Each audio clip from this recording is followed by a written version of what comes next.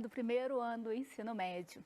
Eu sou Viviane Soares e estou aqui hoje para a gente ter uma aula de história a respeito da colonização portuguesa no Brasil e o processo de efetivação e implementação da indústria açucareira aqui no país. Então, na aula de hoje, nós vamos compreender um pouquinho mais como se deu esse controle da coroa portuguesa na colônia, que é o Brasil hoje, e também como foi esse processo de desenvolver aí essa produção açucareira, quem trabalhou, como era, para que se produzir o açúcar, quais as vantagens que nós tínhamos para produzir esse açúcar no Brasil. Então, primeiramente, nós vamos tentar compreender aí o que o nosso contexto oferecia. O que a gente tinha de razões para que o açúcar tornasse um produto muito comum no Brasil, um produto que ia garantir aí para a gente altos níveis de exportação. Então, a gente costuma elencar 3 razões especiais aí para que essa produção açucareira fosse facilitada. Então, a primeira questão é a terra. A gente tinha uma disponibilidade de terra no Brasil muito grande. Pensando o seguinte, logo que os europeus chegaram na região, buscou-se produtos, recursos minerais para explorar. Uma vez que perceberam a escassez desses recursos, eles buscavam outra forma de aproveitar a região. Então, uma das questões importantes aí é essa grande quantidade de terras. Ela tornava possível que a gente fizesse aí a produção de algum item que tivesse uma valorização no mercado e assim a coroa portuguesa obter lucro. A questão da mão de obra também era muito importante porque nós tínhamos a população indígena. Nesse momento nós estamos falando especificamente dos nativos enquanto mão de obra, um processo que precisou, demandou aí o aprisionamento desses nativos, mas a gente tinha nativos em abundância, então entendia-se que tinha gente para fazer o serviço, E a outra questão importante para a gente é a técnica, já que os portugueses eles já tinham experiência na produção açucareira em outras regiões. Então, só precisava trazer essa técnica para o Brasil, E com outros fatores, seria possível, de fato, implementar aí essa produção açucareira ou essa indústria açucareira, como a gente fala também. Então, outras questões importantes, gente. A aceitação do açúcar no mercado, Era um produto bem aceito e ele alcançava preços altos, O que favorecia, então, a demanda ou a necessidade aí por parte da coroa portuguesa, de estar envolvendo nessa produção e exportando. Outra questão. A gente comentou da falta de riqueza no nosso litoral, nas regiões que eles exploravam. Tem a questão das nossas condições naturais também, e aí a gente tem que falar do nosso solo, A questão aí do nosso clima, que também ajudava muito. A questão de termos bastante rios também, isso favorecia esse plantio.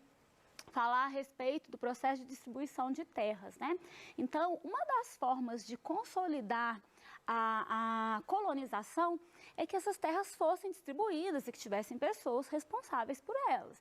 Então, a doação de sesmarias é um ponto importante, Porque aí essas mesmas terras que foram doadas, elas vão ser desenvolvidas. Para desenvolver essas terras, precisava também de recurso.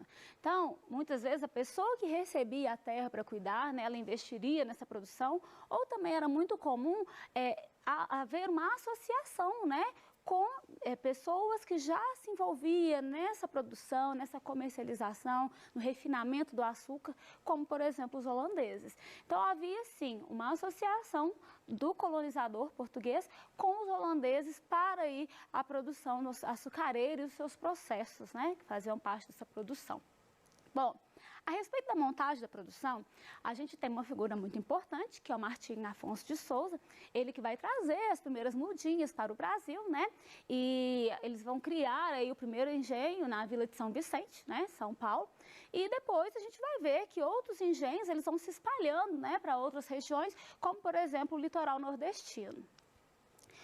Quais as características dessa produção? Então, nós falamos da terra, falamos várias vezes, Primeira coisa, os grandes latifúndios. O que é isso? Grandes partes de terra, né? A gente tinha terra em abundância. Então, a gente tinha grandes propriedades, isso é muito importante como característica. Segundo, gente, a monocultura, que é o quê? É o cultivo de um produto. Então, assim, a gente tinha as atenções voltadas para um produto, que nesse caso é o açúcar, né? Que é o plantio da cana para o seu beneficiamento, né, e a produção do açúcar. E a outra questão que nós tínhamos também muito importante é a demanda, né? Era um produto que ele tinha certamente, né, mercado aí, principalmente fora da região, né? Fora aí da colônia. Então, era uma produção voltada para o mercado externo. A gente tem aqui uma imagem que vai mostrar um pouco sobre como se organizava o engenho, né? Então, a gente já falou um pouco a respeito da produção açucareira, mas como era essa estrutura? O lugar onde se produzia, como que se organizava, né? Então, a gente vai ter aqui, né, porque o engenho, na verdade, às vezes a gente pensa assim, é só engenhoca, é onde moe, né? Na verdade, quando a gente usa a palavra engenho, a gente está falando de algo muito maior, né? A gente está falando de toda uma sistemática aí de organização. Então, não é só o local que de fato produz o açúcar, mas tudo que faz parte ali daquela propriedade que contribui para essa produção. Então, nós temos, né, a Casa Grande, que corresponde a, né, então, eram engenhos hidráulicos, e nos quais a gente tinha um grande número de pessoas trabalhando, né? No caso, um grande número de escravizados trabalhando. E a gente tinha os trapiches, que eram engenhos mais simples, né? A força motriz era a força animal, e a gente tinha um número menor de pessoas, né, de mão de obra, que girava em torno de 60 a 70 escravizados fazendo o trabalho. Algumas questões muito importantes para a gente tratar dessa produção, então, é entender as relações de poder que existiam ali também. Então, pensando aí na figura do senhor de engenho, né, que era aquela pessoa que conduzia, que era o proprietário, que ditava as normas, né? Então, ele era a pessoa que exercia todos os comandos ali, das pessoas livres, né? E uma parcela aí dessa população, que é importante a gente mencionar, são os chamados lavradores de cana obrigada. O que isso quer dizer? É que eles não se encaixam entre os proprietários de engenho, porque para a gente dizer que era um senhor de engenho, ele precisa ter toda aquela estrutura, né? Então, às vezes eles tinham o canavial, eles tinham o plantio, tinha mão de obra, né? Mas eles não conseguiam beneficiar a sua cana-de-açúcar. Então, eles precisavam usar o engenho de outra pessoa. Por isso que eles eram chamados de lavradores de cana obrigado. Então, eles tinham que pagar um tanto para utilizar a estrutura do engenho de outra pessoa que já tinha ela completa. Vamos falar um pouquinho a respeito dessa sociedade colonial, como é que ela se organizava, né? Antes da gente falar aí de quem compunha a sociedade, é importante a gente comentar aqui. É uma sociedade agrária, então a maior parte das pessoas viviam no campo, né? Então é muito comum todos os trabalhos ligados à terra, né? E o desenvolvimento do campo como muito mais forte. Depois a gente vai ver processo de urbanização, né? Mas nesse momento específico a gente vai ter essa população muito voltada para a área rural. A outra questão, né, que eu já até comentei, adiantei, né, das áreas rurais, como elas se desenvolviam, né, como elas cresciam nesse momento. Com relação à divisão da sociedade, nós vamos ter aí no topo, né, da nossa pirâmide social aí, os senhores de engenho, como eu já comentei, né, que tinha o poder de mando ali. A gente tem aí, né, na parte central dessa pirâmide seriam os homens livres, que desenvolviam algum trabalho técnico, e a base da pirâmide ela era composta pelos escravos. Então, à medida em que se desenvolve o tempo sobre, por exemplo, se a mulher poderia ou não sair de casa, né? Então, tinha toda uma estrutura que ela estava aí em torno do homem da família. Uma obra importante aí do Debré, né, ela está presente, né, em Retratos do Brasil. Ele vai falar um pouco sobre isso, né? Nela a gente consegue ver o senhor de engenho e a maneira como ele, né, transita, vamos dizer, passeia na cidade, né, com sua família, deixando bem claro aí essa hierarquia, esse poder de mando. E se a gente aprofundar mais, é importante a gente compreender como a mulher era colocada numa situação inferior com relação aos homens aí nesse período colonial brasileiro. É até bom falar que não só nesse período, né, mas a gente tratando da sociedade patriarcal, uma marca muito grande é essa inferiorização das mulheres. Outro papel importante, outra instituição importante nesse momento aí é a Igreja Católica, né? Ela tem um papel em vários sentidos aí, na questão de conduzir, educar, né, vamos colocar entre aspas, mas catequizar a população. Então, logo que inicia-se a colonização, um papel muito importante vai ser dos padres jesuítas, que vêm para o Brasil e que têm, né, a missão de catequizar os indígenas. Eles vão fazer algumas obras assistencialistas, né, eles vão ajudar as pessoas e vão aí reproduzir essa cultura europeia, né, e educar as pessoas dentro da cultura europeia nesse processo que a gente chama de catequização. A Igreja Católica ela tem um papel importante nesse sentido, porque essa missão de catequizar, ela sofria aí um certo impedimento por causa da escravidão dos indígenas. Então foram os jesuítas que levantaram muitas vezes a bandeira, né, pelo fim da escravidão dos nativos, dos indígenas. Por quê? Porque eles estavam sendo convertidos, né? Eles estavam ali naquele processo de catequização. É importante a gente pensar que essa escravidão dos indígenas, ela gerou uma série de situações. A gente pode falar, né, além da violência que foi usada contra índios, a questão do aprisionamento, né, muitos nativos, eles fugiam da região em que eles estavam, iam para o interior, né? Só que isso não adiantava, porque à medida em que a colonização ela se consolidava, também avançava-se pelo território, né? A gente tem aí a falta, né, de consideração ou até mesmo de conhecimento da cultura nativa, e isso dá a eles aquela ideia de inferiorizar, né? A ideia de que eram povos incivilizados e que era preciso catequizar e até ensinar-lhes o trabalho, ensinar uma língua, ensinar uma cultura, né? Tudo isso passando por cima de uma grande diversidade étnica, né, que é presente entre os povos nativos do Brasil.